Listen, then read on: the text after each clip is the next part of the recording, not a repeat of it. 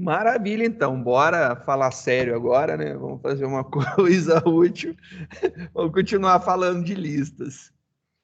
A gente estava conversando sobre listas e a gente ia entrar agora na hora de juntar listas, né? Juntar listas é um negócio interessante e tem várias maneiras de se juntar listas. Parece fácil, né? E simples, mas tem alguns detalhes que podem ser utilizados. Porque lista, ela é como se você montasse uma lista de objeto. Então, você pode colocar qualquer coisa dentro da lista, incluindo outra lista. E aí você tem um problema, né? Já que você pode colocar qualquer coisa dentro da lista, incluindo outras listas, às vezes, quando você quer juntar uma lista com outra, você tem que usar um outro comando que não o append, né? Você quer adicionar, ele vai adicionar uma lista numa posição da lista original. Aí, para você expandir, acrescentar ali, você tem o expand, acho que é expand para fazer isso. Mas a gente verifica no momento certo. Vamos ver agora como que a gente pode juntar rapidamente duas listas, de forma simples. Quando eu tenho duas listas, aí aqui eu criei duas listas, o alfa e o beto, então alfa A, B, C e beto D, E, F. Se eu somar essas duas, então somar uma lista com a outra lista e atribuir para uma terceira variável, resultado da soma para ela, a gente vai verificar que, na verdade, ele juntou, ele concatenou as duas listas de forma extremamente rápida, né? Ele pega a primeira mais a segunda, ele monta uma lista com a concatenação das duas listas que a gente estava somando. Isso daí é muito prático para juntar as listas, né? Então, para juntar duas listas, somar duas listas, fácil, só fazer isso daí.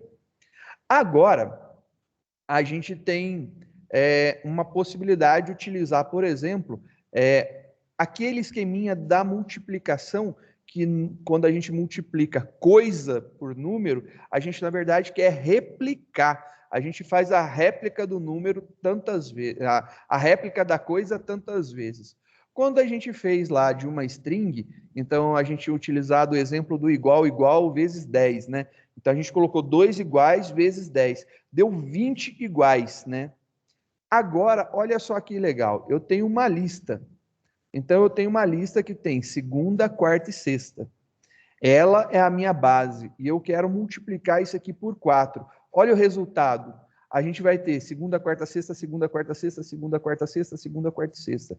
Tem várias aplicações muito bacanas, principalmente com manipulação de datas, que a gente pode utilizar isso daqui. Então, você faz uma parte básica e replica o resto. Então, você pode utilizar isso daí. Bem bacana, bem interessante essa ideia da utilização da multiplicação, que na verdade é uma replicação.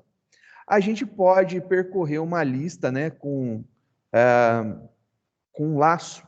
E aqui eu coloquei as disciplinas que eu leciono, né? Linguagem de programação, programação orientada a objetos, estrutura de dados e inteligência artificial. Montei minha lista de disciplinas, de aulas.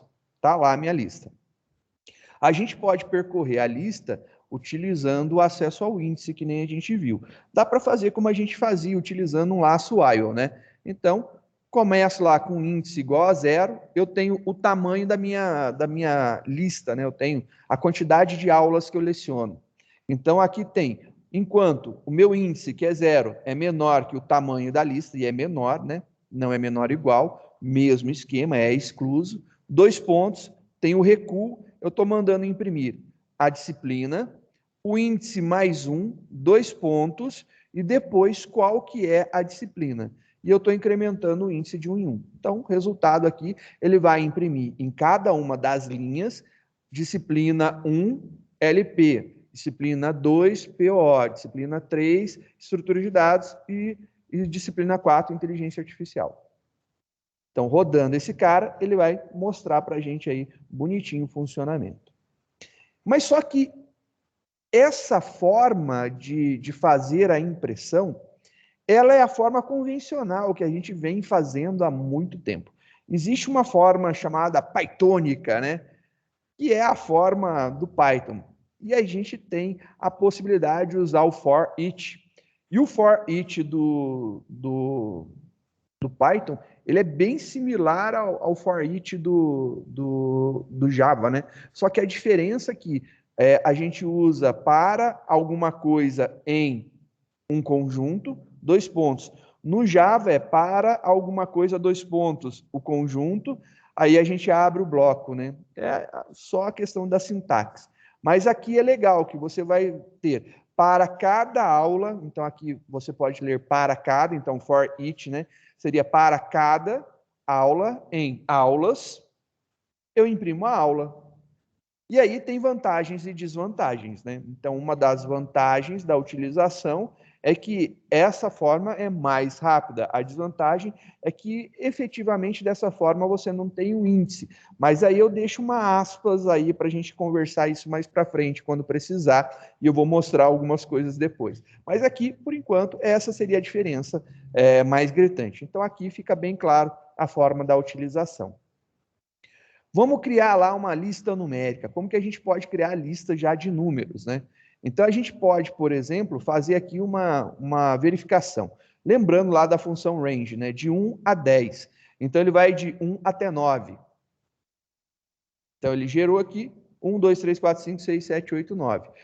Eu posso me aproveitar desta geração do range e utilizar isso daqui para criar uma lista. Já que eu tenho os números, eu posso passar isso aqui como um parâmetro no meu construtor de listas. Então, números, que é a minha variável que eu estou criando, recebe list de range de 1 a 11, ou seja, de 1 a 10. Eu vou criar aqui os números de 1 a 10. Se você ver, ele vai ficar entre os colchetes, né? Então, notação de números numa lista. 1, 2, 3, 4, 5, 6, 7, 8, 9, 10. Coloquei os 10 primeiros números a partir do 1 dentro de uma lista.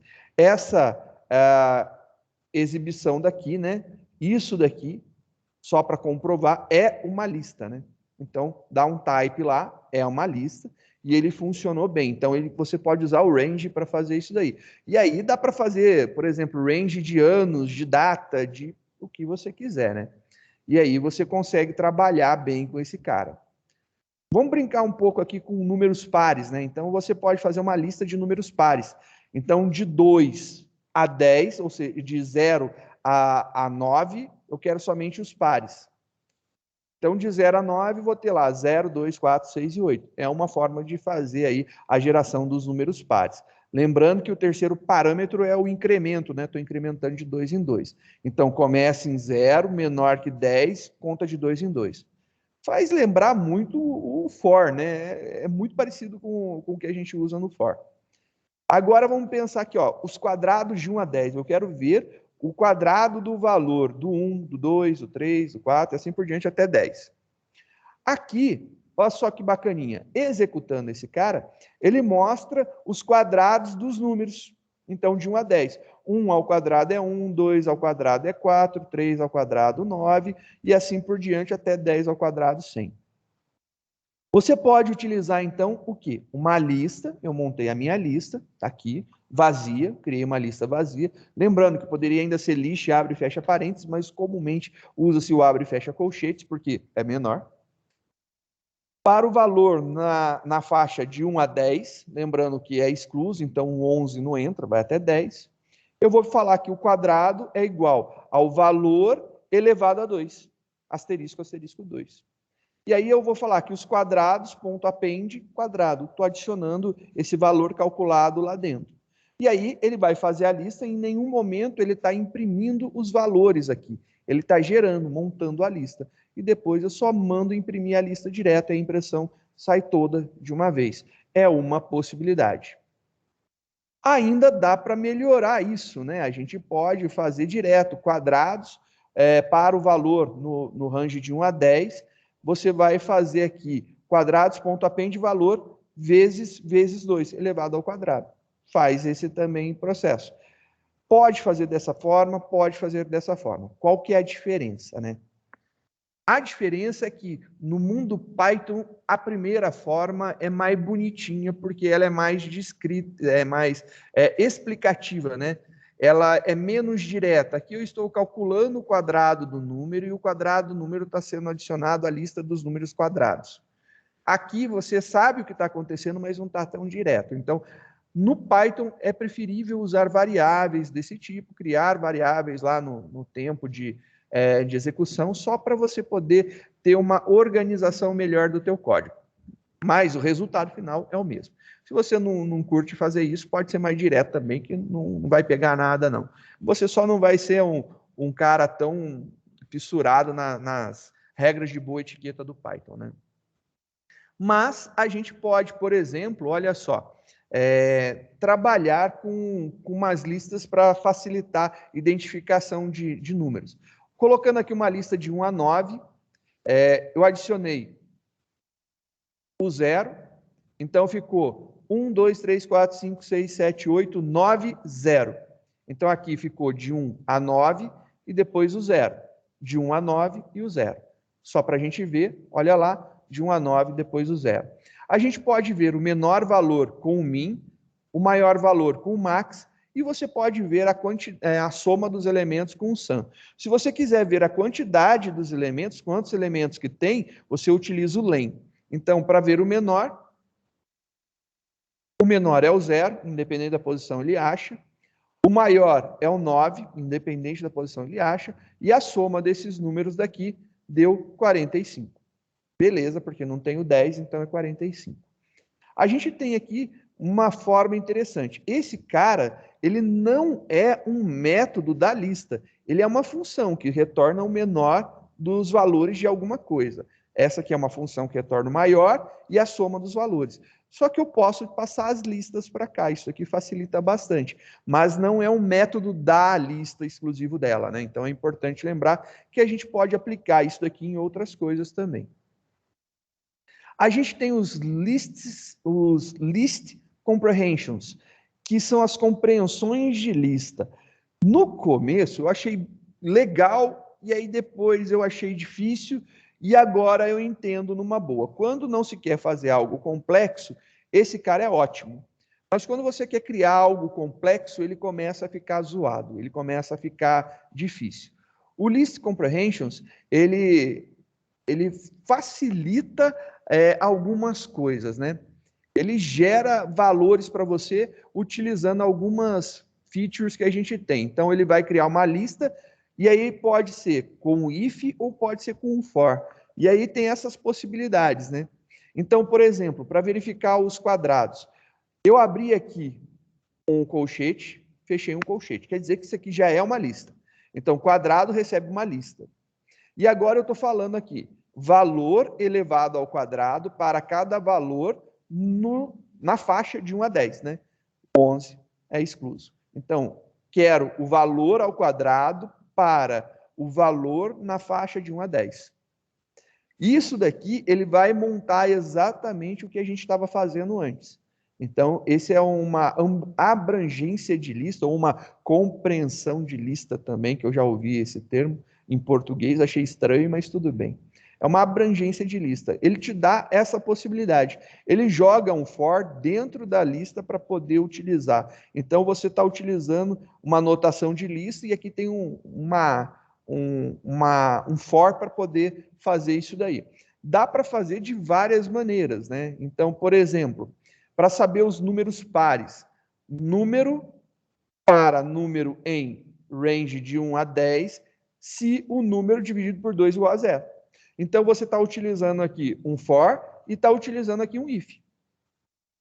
Está utilizando for e está utilizando um if. Aqui vai de 1 a 10. E ele quer somente os números pares. Então, ele vai ficar com 2, 4, 6 e 8. E aí você tem lá... e o 10, né? Que o 10 é incluso, né? Está indo até 11, desculpa. E aí, como vai até 10 incluso, né? O 10 está dentro da jogada, ele também coloca o 10 ali. E essa sacada daqui do List Comprehension ajuda pra caramba para você fazer montagens mais rápidas e melhores. E aí você vai ver muita coisa desse tipo utilizada para fazer manipulação de dados. É uma coisa estranha, mas é muito usado mesmo.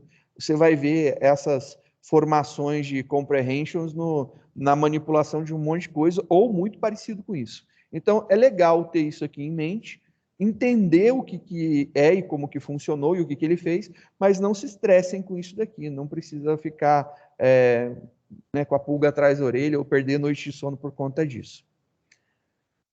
Vamos brincar de fatiar as nossas listas, né? Para brincar um pouco e para vocês matarem um pouquinho a saudade, coloquei aqui alguns dos nossos professores, o José Everson, o Albertino, o Dionésio, o Donizeta e o Claude. Então, maravilha, rodei esses caras. E aí aqui eu estou querendo mostrar uma parte dessa lista. Eu estou indo, então, no 0, no 1 e no 2. Ou seja, estou mostrando 3 elementos da minha lista. Estou querendo ver aqui 3 elementos da minha lista. E ele pegou os 3 primeiros. Se eu pegar agora de 1 a 4, ele vai fazer isso daqui. Como tem 5, ele vai mostrar o 1, o 2 e o 3. Então, a resposta vai ser Albertino, Dionésio e Donizeta. Tá lá. Se agora eu não coloco ninguém no início, se eu não coloco nenhum valor aqui na primeira, antes do 2 pontos, quer dizer que eu vou querer 0, 1, 2, 3. O 4 está fora. Né? O 4 não entra. Então, vou mostrar José Everson, Albertino, Dionésio e o Donizeta.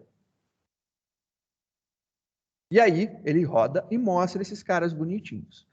Ou eu posso, né, começar em uma determinada posição e ir até o final. Então, 0, 1, 2. Do 2 eu quero até o final. Então, eu vou lá, o Dionésio, a Donizeta e o Claude. Ele vai mostrar esses caras aqui. E aí, ele mostrou até o final. Se você colocar do menos 3 até o final, então você vai pegar aqui menos 1, menos 2, menos 3. É exatamente a mesma saída desse cara. Então, você vai ter a mesma saída, só que aqui eu usei uma referência positiva, aqui eu usei a referência negativa. A única coisa que mudou. Ah, professor, qual que é melhor? Cara, que você se sentir mais confortável. Não tem melhor ou pior. É o que você acha mais fácil e o mais tranquilo para usar e chegar na resposta. Vamos ver como que a gente pode percorrer uma parte da nossa lista, né? Aqui eu estou com a lista de novo montada, estou lá com os nossos 5 professores, e aí eu estou vendo lá, para cada aluno em alunos, a gente vai fazer a impressão da forma titularizada. Só que eu não estou percorrendo a minha lista toda. Olha só, eu estou indo aqui do início, que eu não coloquei nada, eu estou contando 3. Então, 1, 2, 3. Menor que 3, né? 0, 1, 2, menor que 3, ou já que está do início, eu conto 3. Ele vai imprimir esses caras daqui. Como eu estou usando o print, ele vai colocar um numa linha, outro na outra linha, outro na outra linha. Olha lá. E aí ele mostrou cada um numa linha. Então, eu posso percorrer partes da lista também. Então, não é porque eu fatio ela que eu não posso utilizá-la no esquema de acesso também. Então, eu estou usando ela nesse esquema daqui para poder fazer acesso a uma parte da minha lista. Né? Vou passar só por um pedaço dela. Copiando uma lista. Vamos ver lá, né? Olha lá a brincadeira. Peguei lá a minha lista, coloquei lá os nossos queridos professores, chamando ele de alunos, e aí eu criei lá alunos. Aí agora eu vou colocar eles nos alunos reprovados. Coloquei todo mundo como aluno reprovado. E aí eu quero ver alunos reprovados. Eu vou rodar isso daqui. Ficou lá, belezinha, os 5. Agora, nos meus alunos originais, eu vou adicionar o Joselito. E aí eu vou mandar imprimir a lista de alunos. E belezinha, o Joselito foi adicionado. Eu não mexi nos alunos reprovados. E olha lá o Joselito nos alunos reprovados. Lembrou. Esse cara daqui está fazendo referência a um objeto que está apontando para essa instância. Então, tanto alunos reprovados como alunos estão apontando para a mesma instância. Já que eles estão apontando para a mesma instância, se eu manipulo alunos reprovados ou alunos, na verdade, eu estou manipulando isso daqui. Então, isso daqui tem 2 nomes possíveis para serem acessados. Seria se eu tivesse 2 atalhos para esses dados aqui. Eu tenho 2 atalhos. Um se chama alunos e o outro se chama alunos reprovados. Tanto faz mexer um ou no outro. Qual que é o problema? Eles estão ligados. Mexeu um, obviamente o outro está sendo alterado. E aí? Esse é o problema que eu estava falando para vocês sobre listas. Listas gera esse probleminha aí de manipulação. A gente tem que trabalhar com esse negócio daí de uma forma interessante. Se eu quiser uma cópia da lista, tem uma possibilidade de fazer uma cópia dela. E aí não é mais você está fazendo mais uma referência para a mesma instância. Você está fazendo uma referência para a cópia da lista. Como que eu posso fazer isso? Lembra que a gente tinha feito uma atribuição direta? Agora, se eu colocar o colchetes e os 2 pontos lá no meio deles, isso daqui me devolve uma cópia que vai do início ao fim da minha lista. Ou seja, me devolve uma cópia de toda a minha lista. Se eu executo isso daqui, os alunos reprovados, olha lá, bonitinho, Joselito está lá dentro. Eu vou adicionar o Manuelito. Adicionei o Manuelito nos alunos. E imprimi, olha lá. Manuelito foi adicionado a alunos. Vamos dar uma olhada agora para ver se os alunos reprovados têm o Manuelito. E olha que belezinha, não tem. Então, a utilização do fatiamento, né? Do acesso à parte da lista, também é uma boa prática para você fazer uma cópia dessa lista. E aí você está copiando ela, é uma forma interessante também de fazer cópia dela. Você pode fazer isso daí. Você faz uma cópia completa, mas olha que legal, não necessariamente precisa ser completa, né? Pode ser por partes, você pode copiar aí uma parte. Eu quero agora que alunos reprovados seja igual a alunos de -3, 2 pontos, nada. Ou seja, os 3 últimos, né? Então, se a gente for ver aqui, cadê alunos? Alunos, aqui. Ele vai pegar Cloud, Joselito e Manuelito. Tá lá o Cloud, Joselito e Manuelito. Vai pegar os 3 últimos e vai montar uma nova lista com os 3 últimos alunos. A gente pode, e a gente vai ver que a gente usa pra caramba, é possível fazer isso, né? Dá para trabalhar e brincar com isso, fazer a conversão de string para lista e de lista para string, né? Então a gente pode jogar de um para o outro, do outro para um, brincar aí numa boa. Para fazer isso, olha só, a gente pode, por exemplo, pegar uma frase, coloquei lá, bora codar para ser feliz, e aí eu vou utilizar um cara chamado split, que é o fatiador, né? Ele é o divisor, né? E aí eu estou passando para ele qual que é o caractere, aonde é o caractere, né? O tipo do caractere que eu quero que quebre a minha lista. E eu passei para ele que o meu separador é espaço. É um espaço em branco. Então ele vai pegar e fatiar a minha lista nos espaços em brancos. Então ele vai ter bora codar para ser feliz. Vai ter esses 5 elementos. Se eu fizer então frase.split com separador, espaço e atribuir a minha lista, ele cria uma lista. Então, olha só aqui, deixa eu rodar esse cara. Ele vai gerar uma lista para mim. Logo, eu tenho uma lista e ele vai mostrar. Olha aqui, ó. Bonitinho, né? Tá lá, marcação de lista separado, joinha. Eu posso utilizar isso aí, por exemplo, quando eu recebo alguma coisa, um dado, que é separado por ponto e vírgula, por exemplo, né? A gente tem separado por vírgula, por tabulação, por ponto e vírgula, é muito comum. Se você quiser manipular isso daí, a gente lê essa informação, supondo que eu peguei isso daqui de um arquivo texto qualquer, né? Um CSV da vida lá, e aí peguei, li e joguei na minha variável frase. Agora eu quero splitar ela, quero dividir, né? E aí, olha que belezinha, a gente divide aquilo de lá, joinha, e ele arranca o ponto e vírgula, né? É só passar como separador o próprio ponto e vírgula. Eu posso mostrar para vocês também que isso aqui pode ser aplicado para esses valores numéricos. Olha só aqui. Isso daqui foi tirado, só a título de curiosidade, foi tirado de alguns datasets. Eu fui lá, peguei os datasets que estão nas aulas lá para frente, né? E eu arranquei isso aqui de lá, só para deixar registrado. Isso aqui é de dataset real, isso aqui foi pego de arquivo CSV que a gente vai trabalhar lá na frente. Então, o bacana desse cara é que isso aqui é número, né? Só que o split de uma string vai gerar ainda um resultado string. Olha lá, resultado string. Então, não adianta, isso daqui é string, tá joia? Não é número. Aqui tem o CP2, Colégio Pedro II, Campus São Cristóvão 2. Isso aqui não foi de propósito, não, hein? Eu peguei um qualquer, saiu esse. E aí tem lá um 6/5/2015, depois RJ Rio de Janeiro. E aí o separador desse cara é a vírgula, ó. Então quem separa essas informações é a vírgula. E olha lá, a gente consegue separar cada parte numa boa. Dá para trabalhar isso daí também, né? Agora, se eu quiser converter a lista, aí eu fui lá e peguei a lista, né? O Bora Codar para Ser Feliz, fui lá, copiei esse cara daqui, aí eu coloquei aqui de volta. E se eu quiser transformar uma lista de strings, de novo, eu quero juntar isso daí e transformar numa lista, numa string só. Então, sair de lista e jogar para uma string. Uma string tem um método chamado join.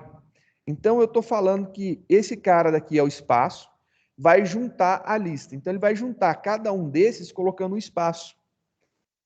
E aí, como resultado final, eu tenho lá, Bora Codar para Ser Feliz, e ele adicionou justamente esse caractere daqui. Se fosse, por exemplo, um mais aqui, né? Como resultado, eu tenho Bora mais Codar mais para mais ser mais feliz. Então, é o caractere que vai ser o separador, né? Então, ele vai fazer a junção desse caractere com todos esses. Aí ele coloca esse, o caractere, esse, o caractere, esse, o caractere, esse, o caractere e esse, o caractere. E aí você junta numa string. Pergunta para mim. Nossa, professor, mas já usou isso? Pior que já. Pior que já. Em poucos dias de brincadeira com manipulação de dados, eu precisei. E aí foi legal porque já rodou um negócio bacana do join, né? Se você quiser juntar, então, por exemplo, né, para remontar, você lê lá os teus campos e você quer montar o seu arquivo CSV com vírgulas, né? Você pode rodar aqui e você já tem o valor, isso daqui tudo, né? Virou uma única string. Então, aqui, ó, uma string separada por vírgula. Você já vai ter tudo possível para jogar lá no teu arquivo, fica bem interessante, né? Se for com ponto e vírgula, mesma coisa, né? Então, indifere o caractere, você vai juntar e ele vai colocar aqui, ó, ponto e vírgula. E aí você fala assim, nossa, mas por que eu utilizaria um negócio desse? Às vezes você quer, né, desmontar, trabalhar o dado, fazer alguma limpeza e devolver. Só que aí você não quer juntar com vírgula, mas você quer juntar com ponto e vírgula, porque estava dando problema que tinha alguma vírgula no meio do caminho e aí ele estava se perdendo. Pode ser alguma coisa do tipo, né? A gente sempre tem probleminha nos nossos dados, nunca é tão simples e nunca é tão fácil, né? E olha só aqui uma coisa bacana, né? A gente pode criar lista com variáveis, né? Então, criei aqui número 1, número 2, número 3, joguei alguns valores, e aí eu posso criar a lista com as minhas variáveis. E aí ela não guarda, na verdade, né, essa variável, ela guarda a referência dessa variável para essa instância 17. É orientado a objeto, tem que lembrar isso daí. Então, na verdade, o que eu fiz aqui? Eu peguei e criei referência. Agora vem uma pergunta, né? Se eu modificar o número 1, ele modifica a lista? E aí vem uma pergunta legal, né? Olha lá. Número 1 igual a 34. Dobrei ele. Dobrei o número 1. E aí eu quero ver se mudou o valor da minha lista. Quero imprimir a minha lista de novo. Rodei e olha lá que belezinha. Ele não muda. Por quê? A gente tem que lembrar que as referências, no caso de listas, esse valor daqui, ele foi desempacotado e foi colocado dentro da lista. Ele não guardou a variável. Então, ele não guardou a referência à variável. Então, isso daqui é um detalhezinho bacana, porque de cara a gente cai no problema lá da orientação objeto que eu tinha acabado de falar. Ah, isso aqui é referência de referência. Então, não é, né? Porque eu não guardei a referência, eu guardei o valor Ele passou uma cópia desse valor para cá, uma cópia desse valor para cá e uma cópia desse valor para cá. Isso daí é um probleminha que também pode dar umas amarradas quando você começa a brincar com a orientação objeto e dar uma misturada, né? Aí você tem que testar. A melhor forma precisa guardar esses detalhes? Não, testa. Faz um testinho rápido e verifica. Não muda, então não tem problema, então não é referência de referência. Tá tudo certo, você pode fazer. As variáveis, elas podem ser de tipos diferentes, né? Porque até agora a gente está criando tudo string, tudo int, e não precisa ser, né? Eu tenho aqui um valor que é 23, inteiro, uma banana string, um true lógico, um 2458.62, que é um float, e aí, olha só, posso fazer isso daqui. Quando eu rodo desse jeito, ele guarda valores de tipos diferentes. E isso daqui é ótimo. Por quê? Porque você não precisa guardar valores de mesmo tipo. Não é um array, é uma lista de objetos. E como ele trata tudo como um objeto, então eu posso colocar. Existem ainda algumas outras possibilidades bem bacanas, né? Deixa eu ver aqui.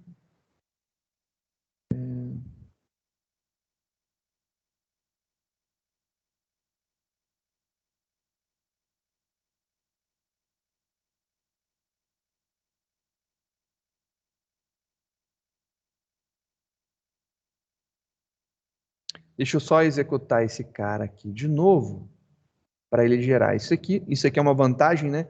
Reexecutei. A minha lista agora é isso. E aí ele vai pegar uma cópia da lista e jogar em números. E aqui eu quero adicionar números. E aí eu quero mostrar o que acontece. Ele fica com uma lista de lista. Ó, que legal. E aí você tem uma lista de lista. Você poderia estar adicionando, né? Então, poderia, por exemplo, vou fazer uma cópia disso, colocar aqui. Deixa eu só colocar esse original aqui.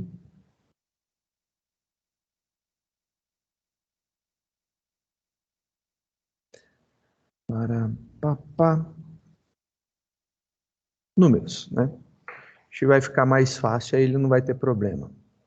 Mesma coisa, bonitinho, tá lá. Eu poderia ter feito assim. Lista. Agora, eu posso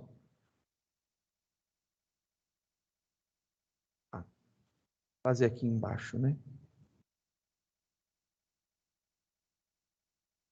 Só copiar esse cara, deixar ele igual, olha lá, igual.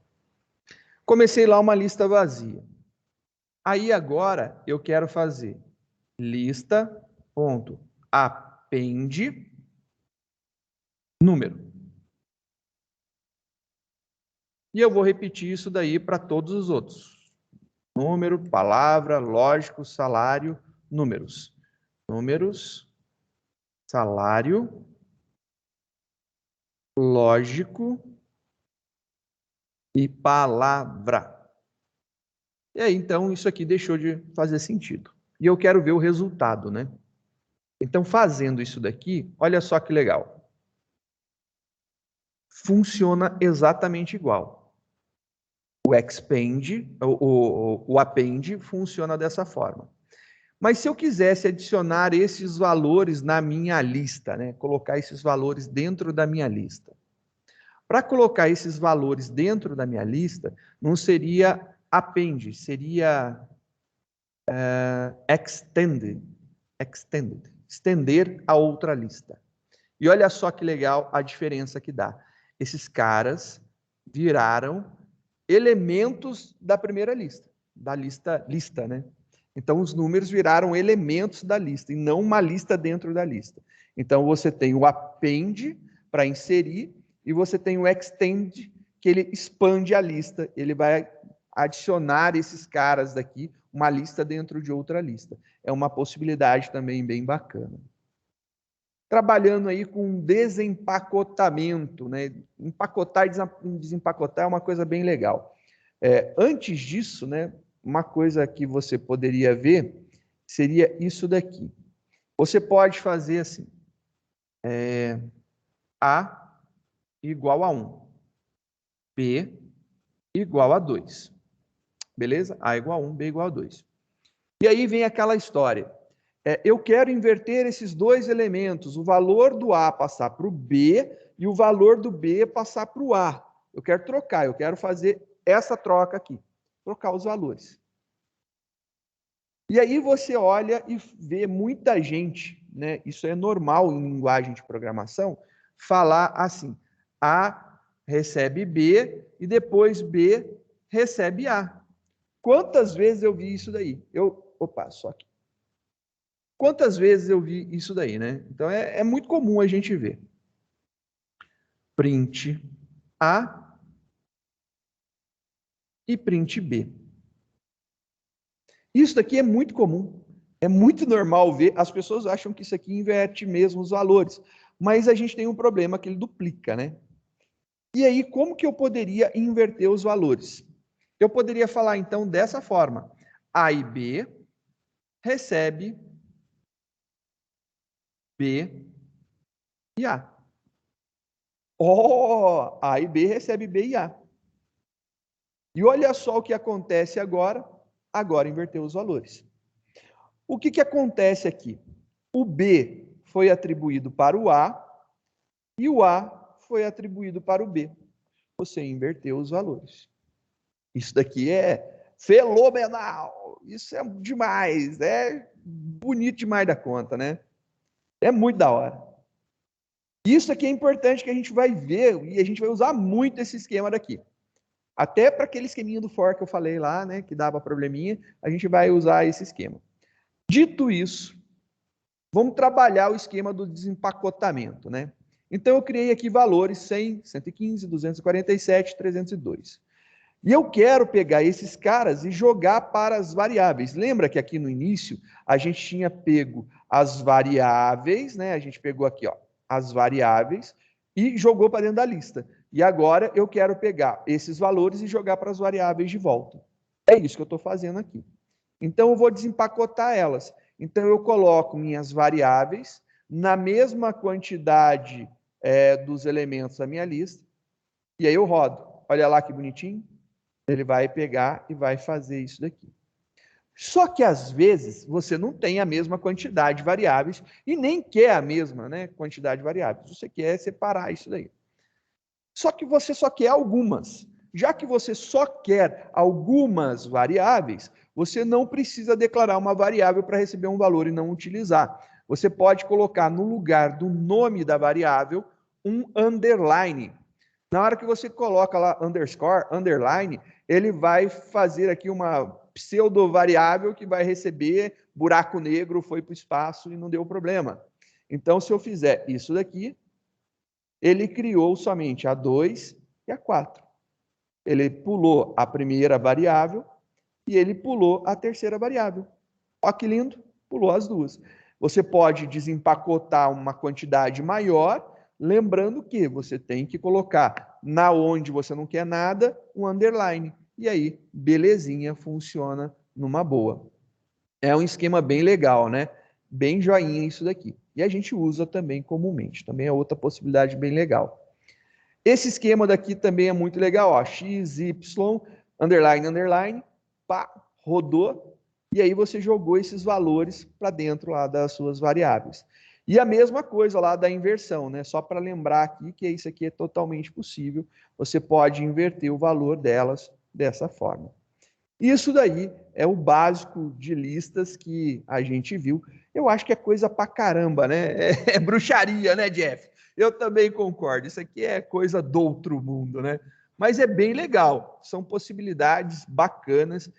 E assim, a minha cabeça pira imaginando o que eu posso fazer com essas possibilidades de manipulação de dados.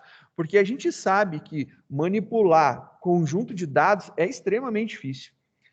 Se você for pegar e tentar usar um array list para fazer algumas coisas, é difícil. Para inverter valor de variável, a gente precisaria de uma variável temporária. para pegar os valores de uma lista e jogar em variáveis. Isso também daria trabalho pra caramba, não é nada fácil fazer esse desempacotamento. Então, desempacotar, mesmo que fosse assim, não é simples. Em qualquer outra linguagem, na minha cabeça, eu teria que colocar variável recebe valores na posição 0, outra variável, valores na posição 1, mais uma variável, valores na posição 2, a última variável recebe valores na posição 3. É a única forma que eu vejo. E seria isso realmente que a gente faria, né?